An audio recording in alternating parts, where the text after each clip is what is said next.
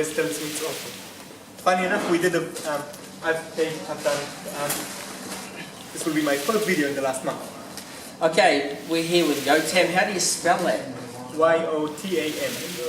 Now, I've been picking a few chestnuts and getting prickles, and tell us about the woofers, Yotam. How do you get a woofer to work in a prickly environment?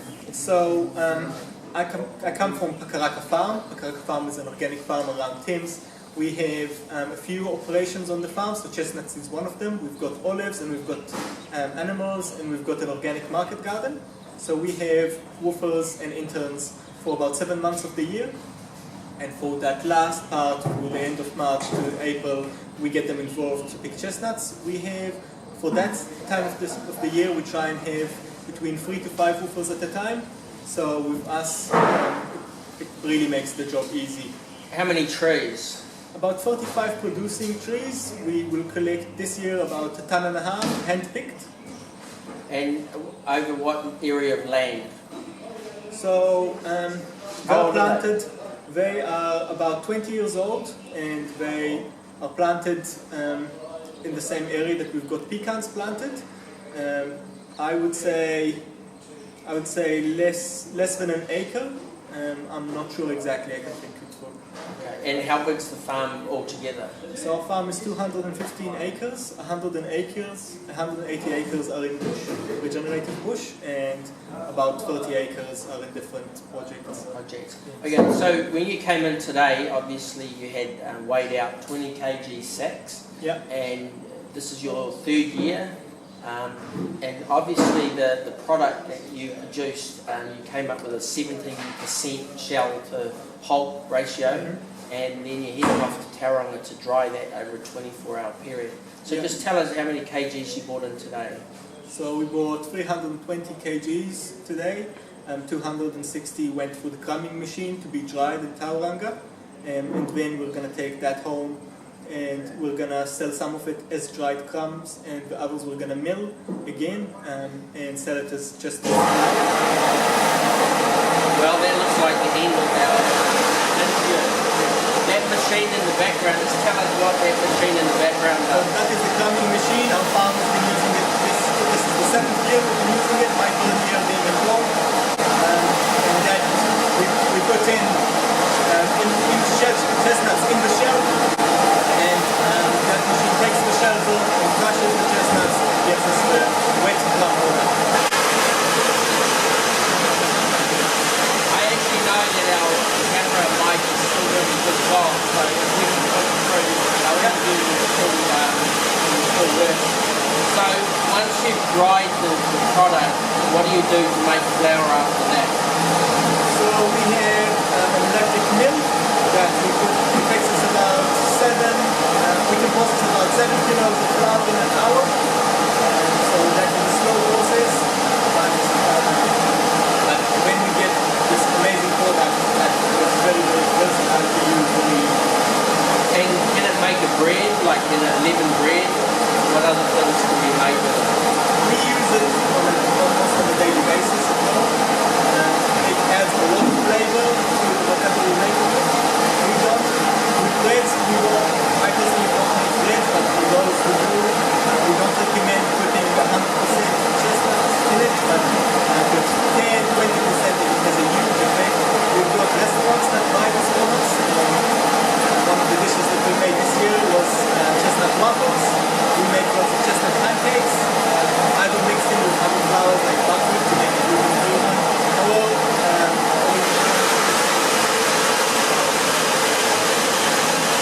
so obviously I'll catch up with you next year. How's the wife going? Do you enjoy what you're doing with Jeanette and your husband? Yeah, definitely. My wife and our 2 daughters are on the farm. Almost 3 years. We love it. One idea that I came up with was having a nut exchange where you can put up chestnuts and someone else can swap them for walnuts and it has to courier. So it's based at a wholesale level. But the idea was so that when you're in a township, you're able to bring in nuts from various places, and so you're able to present that to the town at the growers market and stuff. It's just a way of just taking off the edge when you get a whole lot of crop in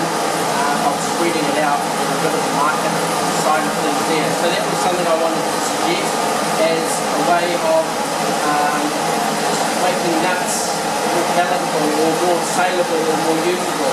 The other one was if we're going to reform government, and I know the net has been advocated for having a minister of nuts in cabinet, and I suggest a minister of milk and a minister of wool. Not so much the animals or the trees they come from, but just a product which is in its rawness and it can have value added. So I'm just suggesting that wholesale nut, based a little bit on what you sort of see in cryptocurrency, doesn't have a base, that sort of thing, but just dealing with the wholesale side of product. Because I do know that there are young people out there, sort of like the share milking situation, where they may not own the trees or the land, but they can do certain things of trading and moving nuts around and doing the processing and that side of it, and then they have access to that product to then make the beer or to make the flour and that sort of thing. So they become like a share milker, and eventually they move on to the land and own the trees and then bring the woofers and that through.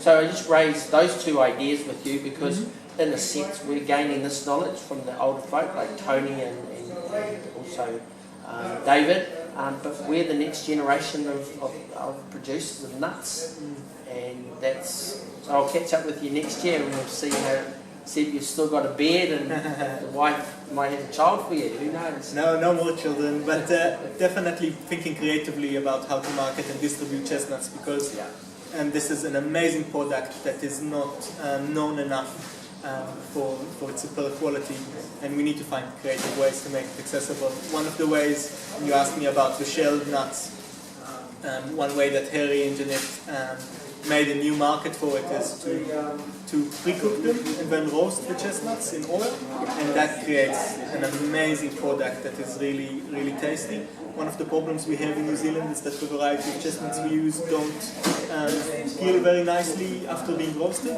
so this shelled product is amazing. So what is the variety of chestnuts we have in New Zealand? Because I know there are 4 species, like Japanese and American. What do you know about that? Last year I remember these details, but I cannot tell you. You need to ask David. No, that's okay. Yeah. Oh, well, thank you. Where are you off to now? You're over here in Dortington, and then you're heading to where? Yeah, so all of our wet crumb is now in the cooler, getting down the temperature down and getting ready for transport. We'll be transporting it to a cooling facility in Tauranga, where we hope that in about 4 hours from now everything will be already stacked in shelves in thin layers and start drying evenly. And within 24 hours after that, about 50% of the water will be taken out, and that will increase the keeping qualities throughout the year. Now, Tony said it's about $1.50 to produce the crumb nut, and then 17% of that shell. What then happens with the drying? Is there a figure for roughly to get it dried in kg? Yes, we do. It's a commercial secret, don't mention it.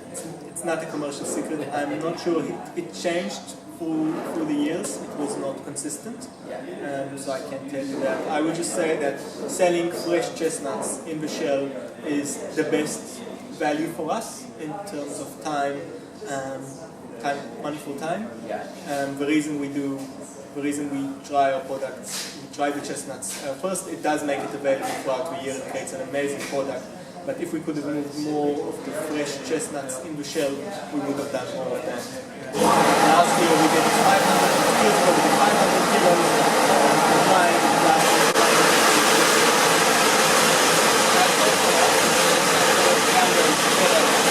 Selling them straight to the public fresh is the best way. We thought value added was the bigger way, but like I say, it does extend it over the year. But frequently it's the selling thing. Yes, the real good product that we can make from the drying is the flour, and that is a very labor-intensive product. It costs a bit more than the flour. Both of these don't reflect the true cost, in my opinion.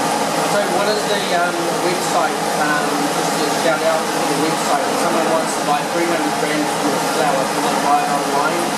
And what's the website? www.Pakaraka.farm, Pakaraka farm.co.nz.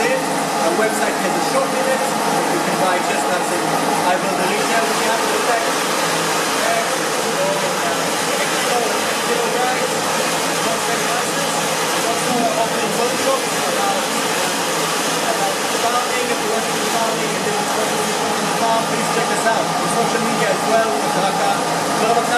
Facebook, and Instagram, and Twitter. Thank you very much. Thank you, everybody. Oh, that was exciting. I don't Yeah. know how